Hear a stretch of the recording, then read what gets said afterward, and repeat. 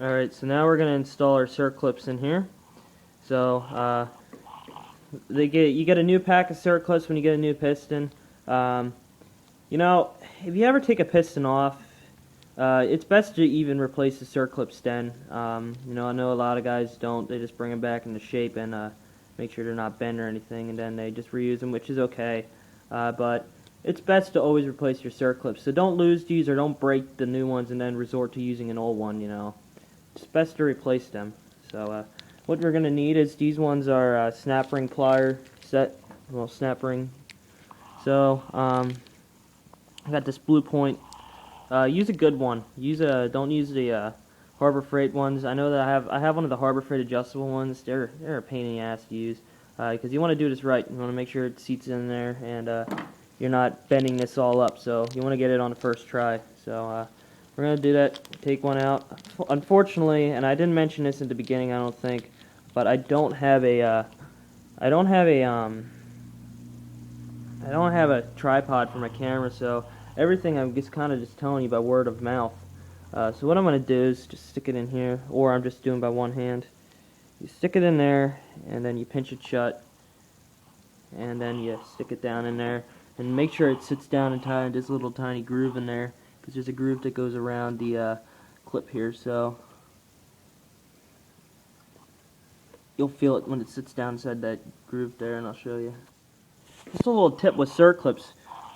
Make sure when you put them in, especially for this isn't really that high of a revving motor, but especially like the dirt bikes and stuff, if you have them out on the side, the force from that piston, I mean, that piston's moving fast, especially on some of these, like I was saying, the dirt bikes and stuff, like the 250 dirt bikes and all those other ones. Those engines can run up to 9 grand, and that's 150 times per second that piston is traveling up and down. And at that speed, even those tiny little circlips have enough momentum on themselves to go back and forth to actually come out. So if you put it going facing down or up, the force will actually cause them to stay tight in there, and it will actually they'll try to pull outward, and they'll sit even tighter in there. So it's best to either face them up and down, because if that wrist pin comes out, trust me, it'll ruin your day. You don't want that to happen. Also, very important that those things click in there. Make sure they're fully seated. That's probably the biggest thing, is to make sure, because you never know, they may not be fully seated. So try to move them around, make sure that they're totally in there. So we're just about to install the piston, but there's one thing. After moving this thing around, trying to get the circlips in and stuff, one important thing is you need to clean that off, because you're going to get some dirt from your hands, some grease, anything that you don't want on there. You want nice clean stuff, like fresh oil. So spritz it down with some carb cleaner. And what we're going to do is we're going to take a paper towel. Let's see if I can grab this.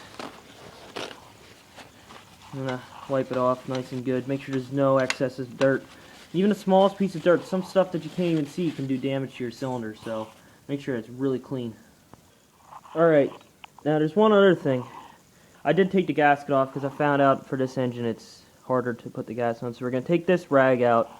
And what we're going to do is we're going to put the centering dowel on here. This centering dowel is extremely important. This holds the cylinder straight. Your head bolts, like that, do not hold the cylinder on straight. Those only clamp the cylinder down. This is what holds your cylinder on straight.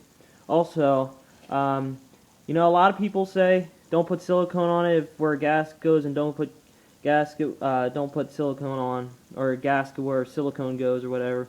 But if you want, you can put a very light coat on the bottom of the gasket. That just helps extra, gives you a peace of mind. And I usually do that, but so just put it very thin, though. You know, there's no silicone there for a reason. You know, they don't call for silicone for a reason, because you don't want silicone to come out into your cylinder, so or down inside the crank here, piece break off and stuff. So you use it very, very sparingly. If you see it coming out, oozing out of size, you use way too much. And by sparingly, I mean till you can barely see it. Just make the gasket sticky, so that way you get a nice, good bond. Alright, I'm also going to put a little oil down in there because it sat for a while and stuff, so going to drizzle some oil down on that main bearing. I can't really get to the crank bearings. Actually, yes, I can. See those two little holes there? Put a little oil down in there because those will go to your crank bearings. That's also another good thing if you didn't get that all apart. Put a little oil down inside those holes there. So you see there's one there. Those will help get down to the main bearings. It also goes up to the top of the piston here too. So sometimes there are actually holes that actually squirt oil up to the bottom of the piston, so that way the rings get lubricated and stuff. And then sometimes there's holes in the connecting rod that go up to the top of the piston. We're talking about 4 strokes here, not 2 strokes. So this is a 2-stroke here. Now I'm wanting to choose this, but I don't like putting oil on the piston and rings before I put the piston in. I like actually just putting the piston in and stuff, and then put a little bit of oil down on the cylinder wall and work the piston back and forth, get it nice and lubed up. The reason why is I don't like when my hands slip off. You also get dirt that clings off your hands onto there, so I like it when it's nice and dry, clean, easy to put together. It's less of a mess. So then I just work it up and down with the oil in it. Well, I found another thing is, number one, when they provided me with this gasket, it was kind of wrinkled. I didn't wrinkle that and stuff, but noticed another thing. That hole's not big enough for that piece to go down inside there, that little that centering dowel.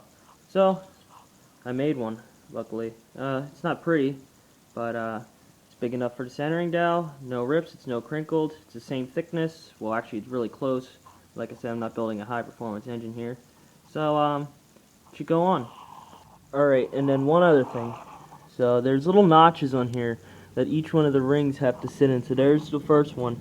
Make sure each one of those rings are lined up. Then all you do is squeeze the rings and then set the cylinder down. I can't get that. It's going to be difficult. Like I said, I don't have a tripod, so it's going to be real difficult to do that if I tried to. So I need 2 hands. So, and that's all you do, and it'll go in there. Well, after a long battle with them piston rings, sometimes they're real tricky. I even had to put a taper in the bottom of the cylinder, and the reason why is there is actually supposed to be a taper in the cylinder, I believe, but there wasn't, and the rings, they just didn't want to go out around there. So let me show you. There is a little bit excessive gap in between the piston and the cylinder walls, but let me rotate it. You see, it's not bad though. It's not real bad. You can see it moves a little bit. But, you know, it's definitely not what you see when he comes right out of the factory. So, after filling that, I'm going to wipe that out, make sure I didn't get any dirt by just jumping around, wiggling around, and give it a little bit of oil, because there's no oil in that yet, and you don't want to start it up like that. So, well, I'm just going to put the head gasket back on and the head on. I don't really know what this gasket's for. I keep thinking it's for the exhaust here. They send me it. I have no clue where it goes. So, yeah, well, I guess maybe I just may have. It said maybe, even though the ad said it was like 83 to like I don't know what year, but mine's an 85, so I know it said my year on it. So I don't know. Just don't know. At least the piston fits in there. Rotates all the way to the top easily. So I'm going to set my torque wrench to the proper torque specs, which is, I believe it's 20 foot-pounds. I don't know, but it's important to get them all torqued to the correct, to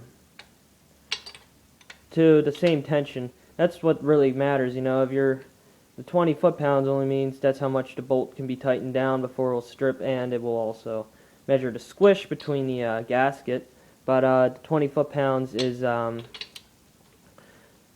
if you measure it at 20 foot-pounds, it just makes sure that you get each, and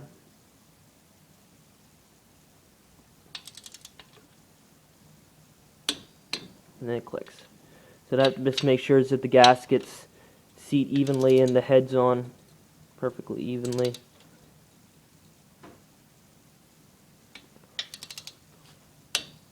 There we go. That one's still pretty loose yet.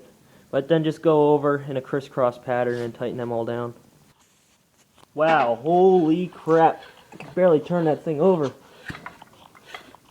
Before, I wasn't even sure if it had compression on it. Like, that's how easy that thing was to turn over. I could just spin it with my